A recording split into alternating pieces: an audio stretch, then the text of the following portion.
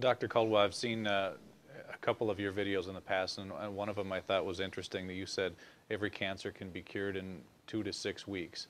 Can you talk a little bit more about that, and what are some of the ways that that's possible? In my experience, every cancer can be cured in 2 to 16 weeks. Some cancers can be cured in minutes because every doctor in the world that's in office for 20 years or longer knows cases of spontaneous healing. There's even a book out called Spontaneous Healing by a guy I really don't like, and just stating that there are cases of spontaneous healing. That means if it's possible, we just have to find a way to access this. That's number one. So we all know about these. It also happened very often when people go to Lourdes or to these religious places, and it's not really the place that cures them, it's the expectation and the way to that place that cures them. The second, you get rid of acidosis and toxemia. The second, the body gets alkaline and oxygen rich, with juicing a lot of greens like chlorophylls. Everything that's green has a lot of chlorophyll, gives the body a lot of oxygen. Getting your body alkaline with good calcium, with good nutrition, with good trace supplements, trace minerals, will help to alkalize the body. So that means the second you are alkaline, the cancer already stops. It can take a couple of days, a couple of weeks, but it stops. You get the body to a healing pH level, which the pH scale goes from 0 to 14, so 7 is neutral, and you need to be slightly alkaline. 7.36 is ideal. But in the healing phase, you should go up to 7.5. It's a little bit over-alkalizing the system. A great friend of mine, Dr. Martin in Germany, is using oxygen more step therapy, for example, where you take the blood out, you get ionized oxygen, and you lead the blood back in. And you do this 12 times, and you have basically brand new blood like a newborn baby. So you already eliminated the lack of oxygen. You see the blood coming out looks like black. They put the oxygen in, and it becomes pink. And it's like legal doping. You get it, and you feel so energized, and you're so vital.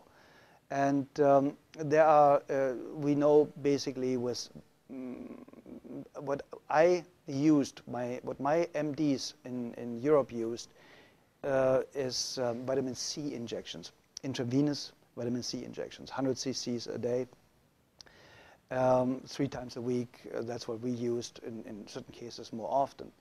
And very often, believe it or not, in my personal experience, the tumors or the cancerous growth was basically gone within a couple of days. And because vitamin C is so powerful and one of the greatest healers out there, you can fix nearly every heart problem, cardiovascular problem with vitamin C. They want to take it off the market. So it's going to become a prescription medication, and then it's synthetic and will not work anymore, like vitamin E. Vitamin E basically helps you to cure very easy and fast blood pressure problems in any way, shape, or form. That's why they made a study with artificially created vitamin E, chemical created vitamin E. Said, see, it doesn't work. No, of course not. Chemicals don't work. Nature works. If nature creates a problem, nature creates a solution. Very simple and easy. If it didn't exist 100 years ago, you don't need it today. It's very, very simple. And when you want to help somebody to educate themselves, to eliminate his or her own cancer really, really fast, I would basically start instantly with a vegan diet or with a raw food diet.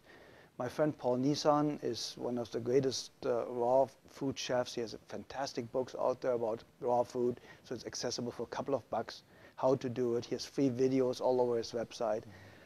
And I would go instantly on a raw food diet.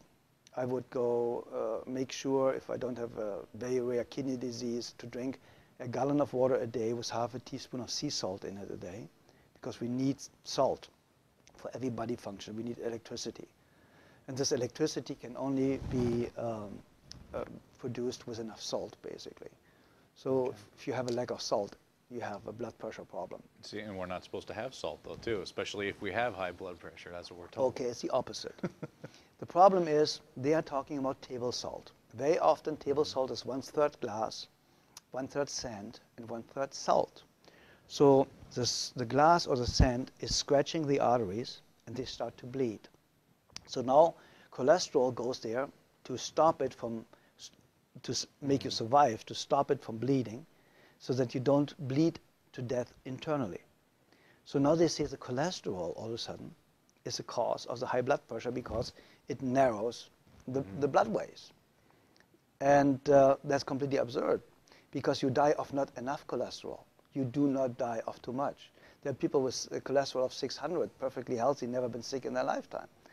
So what do you do with a patient in a burn unit?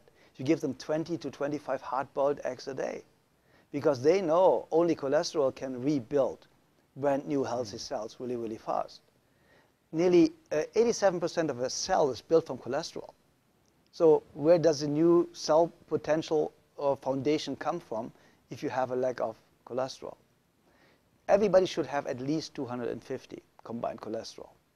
And then they tell you LDL and HDL are good and bad cholesterols. It's not even cholesterol. It's a protein that transports cholesterol.